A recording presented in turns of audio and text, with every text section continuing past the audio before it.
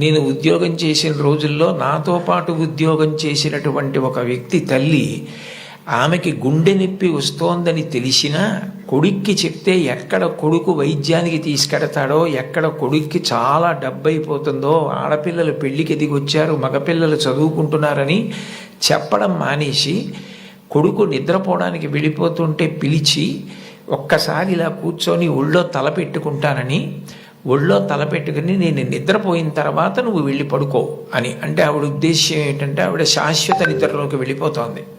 ఆ కొడుకు ఒళ్ళో తలపెట్టుకుని పడుకుంటే కొంతసేపటికి తల్లి కదలటం లేదని వాడు కదిపి చూస్తే తల్లి శరీర త్యాగం చేసేసింది.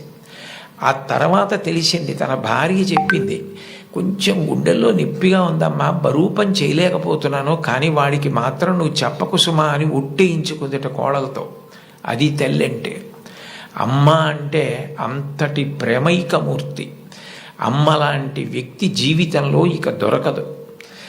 జీవితంలో అన్నిటికన్నా పెద్ద నేరం ఏమిటంటే అమ్మకి చెప్పలేము అన్న పని మనం చేయడమే.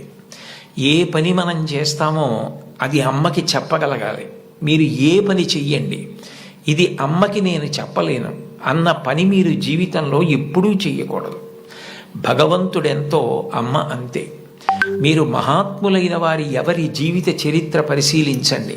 అమ్మకి నమస్కారం చెయ్యకుండా, అమ్మ గొప్పతనం చెప్పకుండా లేరు. ఈ రాష్ట్రానికి ముఖ్యమంత్రి చేసినటువంటి ప్రాతస్మరణీయులు టంగుటూరి ప్రకాశం పంతులు గారు తన జీవిత చరిత్రలో వ్రాసుకున్నారు.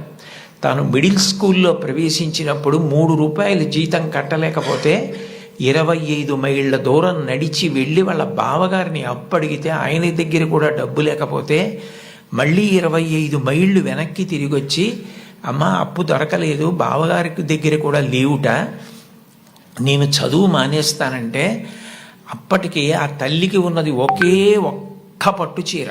ఆ పట్టు చీర పట్టుకెళ్ళి ఆ రాత్రి తాకట్టు పెట్టి ఆవిడ ఆ డబ్బు పట్టుకొచ్చి చదివిస్తే ప్రకాశం పంతులు గారు బ్యారిస్టర్ అయ్యి రాష్ట్రానికి ముఖ్యమంత్రి అయ్యారు.